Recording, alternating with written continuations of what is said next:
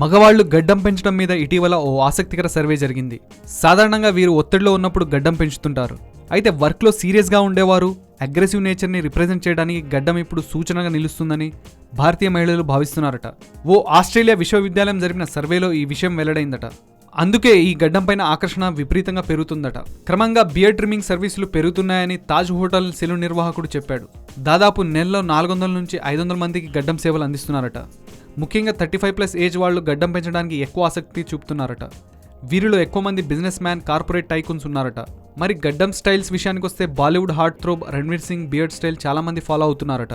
Perfect rough look నిచ్చే ఈ style అంటే అందరూ పడి చచ్చిపోతున్నారట. ఈ టైప్ ఆఫ్ స్టైల్ను చాలా జాగ్రత్తగా చేయాలని సెలూన్ నిర్వాహకులు చెప్తున్నారు. అంతేకాక గడ్డానికి సంబంధించి ప్రొడక్ట్స్ గురించి ఆన్లైన్లో తరచూ చెక్ చేస్తున్నారని, వాటి అమ్మకాలు కూడా ప్రతి నెల 25% పెరుగుతుందట. ఇదండి గడ్డం, దాని కథా కమిషు.